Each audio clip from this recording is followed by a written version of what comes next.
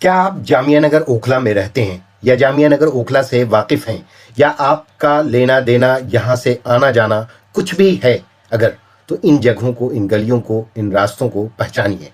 और यही नहीं, ओखला की किसी भी जगह आप चले जाएं, कूड़ों का अंबार, नालियाँ, सड़कें, ये सब चीज़ें जो आपको मिलेंगी वो आपको हैरान कर देंगी। ये मैं तो कह ही रहा हूँ, हमारे साथ साथ जो लोग आए दिन सोशल मीडिया चलाते हैं या व्हाट्सएप पर गुफ्तगू करते हैं, वो लोग भी यही बातें कह रहे हैं। एक ऐसे शख्स जिनका नाम मैं बता नहीं सकता, आवाज़ आप पहचाने अगर तो अलग बात है, लेकिन क्या ख़्यालात हैं उनके, क्या नज़रिए हैं, किस तरह से वो देखते हैं ओखला को और क्या सोचते हैं, क्या कहते हैं वो जो ओखला में रह रहे हैं, ख़्वाह वो किराएदार हों या मकान मालिक हों या फिर ओखला से कोई वास्ता पड़ता हो उनको। क्या सोचते हैं, क्या कहते हैं, आइए देखिए हम उनको इस वीडियो में आप लोगों से रूबरू कराते हैं। क्या कहते हैं वो, इस वीडियो को ज़रूर सुनें और देखें लोगों की क्या हरकतें हैं, क्या चाहते हैं लोग, किस तरह कूड़े के ढेर लगाए जाते हैं और लगते हैं, वो इन तस्वीरों में देखिए, इन वीडियो में देखिए, हम सब आपको संभल, दिखाने के लिए मेरठ, लाए हैं। कानपुर, कहीं भी, कहीं से आप किसी को बुलाइएगा ना अपने घर में जी आ जाओ भाई मेरे पास, या कोई किसी मकसद से अगर आएगा तो आ करके आप पे थूक के जाएगा कि आप ऐसी गलीज जगह क्यों रह रहे हैं। ये आलम हो चुका है। शर्म के मारे किसी को बुलाने में भी झिझक लगता है कि कोई आए तो देखे कि हम क्या रह रहे हैं, जबकि इतना इतना हैवी किराया पे करके हम लोग रहते हैं। हम लोग खुद बाहर के रहने वाले हैं, हम खुद कानपुर के रहने वाले हैं। कानपुर और कलकत्ता मेरा घर है। यहाँ पे हम पढ़ते भी हैं, अपना पार्ट टाइम जॉब भी करते हैं और रेंट दे करके रहते हैं। कानपुर भी एक गंदगी के मामले में फेमस है कि कानपुर में बहुत गंदगी है, लेकिन इस तरह की वहाँ भी नहीं। जिस तरह से यहाँ पे आजकल कूड़ा करकट फैलने लग गया, अभी आजकल 6 महीने साल भर से ये पूरा जो इलाके का हाल है, खास तौर से पूरा जामिया ओखला, पूरा ओखला पकड़ लीजिए, कहीं भी आप चले जाइए गंदगी का अंबार है सर। रास्ता खोद के छोड़ देते हैं, 6 महीना रास्ता नहीं बनता है, पानी का कोई अता पता नहीं है, गंदगी हर तरफ है, 1 रुपए की कोई फैसिलिटी नहीं है। हम तो सबको खुलेआम लिखते हैं, चाहे आम आदमी पार्टी हो चाहे कांग्रेस हो, यही दोनों लोग यहाँ इक़्तिदार में हैं। हम सबको लिखते हैं खुलेआम कि तुम लोग सारे के सारे करप्ट हो, सबको मैसेज भेजते हैं। मैंने सिर्फ आपको इसलिए मैसेज भेजा कि शायद आप उसके फेवर में कुछ अपना पॉलिटिकल अवेयरनेस या आवाज उठाएं, तो शायद उन लोगों को थोड़ा सा अकल आए। हम अरीबा खान के असिस्टेंट को भी भेजते हैं, अरीबा खान के फादर का नंबर वेबसाइट से मिला, उनको भी भेजते हैं, इवन ईमेल भी किए हुए हैं, एमसीडी वालों को भी ईमेल किए हुए हैं। आम आदमी पार्टी अमरतुल्ला खान का भी जो नंबर है, उनके ऑफिस शाहीन बाग का नंबर है, उनकी वाइफ का नंबर है, सबको हर तरह से मैसेज फोटो खींच के पानी की प्रॉब्लम का, रास्ते के प्रॉब्लम का, कूड़ा करकट का, ये 3-4 चीजें बेसिक है। अगर इतना ही आदमी देगा तो बाकी सारी चीजें आदमी खुद से करेगा। लेकिन इन लोगों ने ऐसा माहौल क्रिएट कर दिया कि आदमी उसमें, और बोलते हैं फिर कि दिल्ली में पॉल्यूशन हो रहा है और ये हो रहा है वो हो रहा है। जब साफ सफाई ही नहीं रहेगी 20-20 दिन, 25-25 दिन, तो आदमी कहाँ से क्या सरवाइव करेगा और क्या करेगा। बीमारी का घर है पूरा एकदम एरिया। नहीं तो मैं अपना चाहता हूँ कि मैं अपनी टीम के साथ आऊँ और आपसे बाइट लूँ, इस मसले पर बात करूँ। बिल्कुल सर, आप एकदम बिल्कुल खैर मकदम है आपका, आप आइए। आप अगर हो सके तो शनिचर इतवार तक अगर ये कूड़ा वूड़ा नहीं उठता, वैसे मैंने आज मैसेज डाला है। इवन अबुल फजल एरिया में कुछ लोग हैं जानने वाले जो कि पढ़े लिखे, सब प्रोफेसर रैंक के रिटायर्ड पर्सन हैं, और हर तरह का मतलब कई ग्रुप्स है व्हाट्सएप पे, उस पर अवेयरनेस क्रिएट करते रहते हैं। ये जॉब आया, यहाँ पे मुस्लिमों का अप्लाई करना चाहिए, और भी मतलब समाज के रिलेटेड इश्यूज के रिलेटेड। तो मैंने उन सारे लोगों से कनेक्ट किया, बोला उन सबको, लेकिन किसी का इस पॉइंट ऑफ व्यू पे किसी का कोई रिप्लाई तक नहीं आता है। वही सब यही कहते हैं कि भाई हम तो अपने घर में अपने एरिया में साफ सुथरे रह रहे हैं, तुम्हें जो प्रॉब्लम है तुम अपना देखो। समाज का यही काम नहीं होना चाहिए सर कि सिर्फ हम पढ़ लिए, हम अपना नौकरी कर लिए, हम अपना अच्छे से रह लिए, तो हम अपना सब अपना कुछ अच्छे से कर रहे हैं तो कर रहे हैं।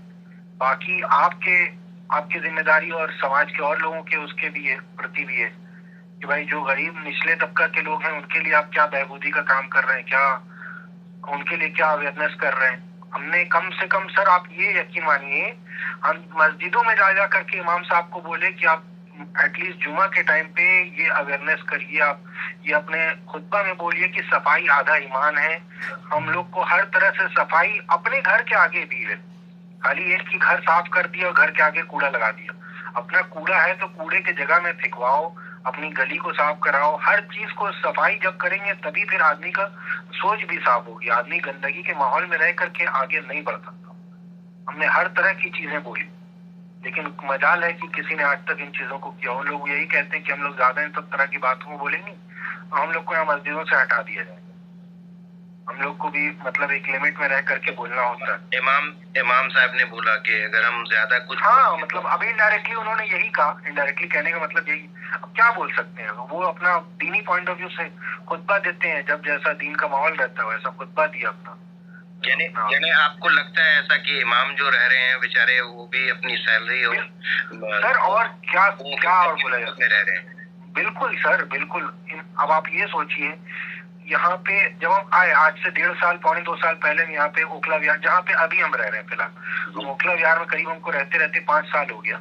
लेकिन हम जिस मकान में आज रह रहे हैं, 1.5 साल पहले हम आए, 8,500 रुपए किराया था।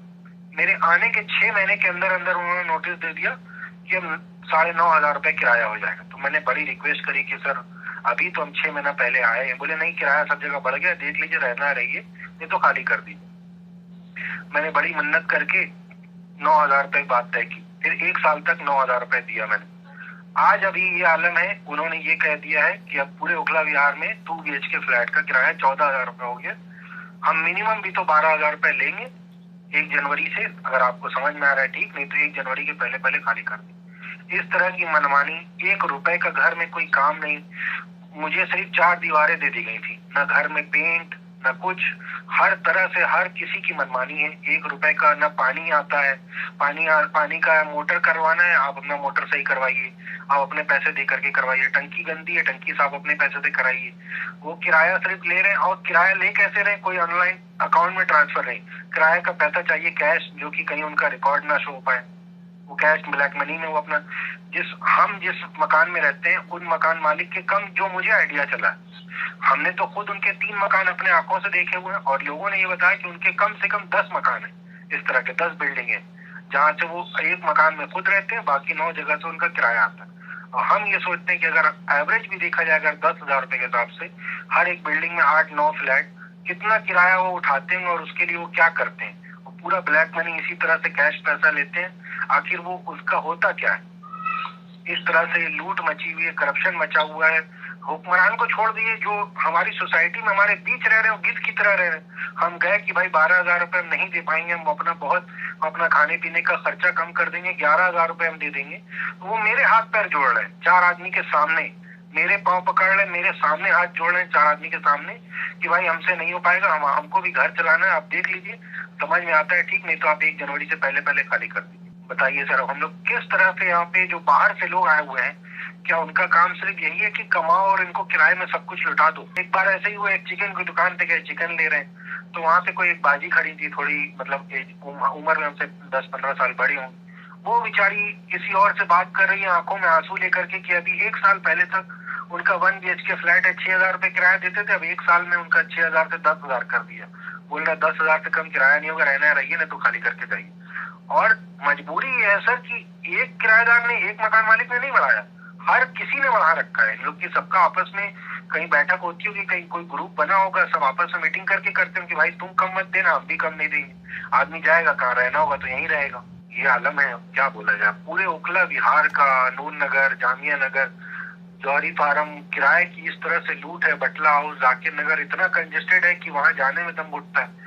हम करीब बटला हाउस में 3 साल रहे, बटला हाउस और जाकिर नगर में। फिर वहां से थोड़ा सा इधर आए थे कि चलो भाई इधर का एरिया थोड़ा खुला है, इधर थोड़ा सा अच्छा लगता है, थोड़ा सा अच्छे लोग भी हैं, तो आ गए थे इधर दोस्ती के चक्कर में। लेकिन अब वापस लग रहा है कि वहीं जाना पड़ेगा, क्या कर सकते हैं।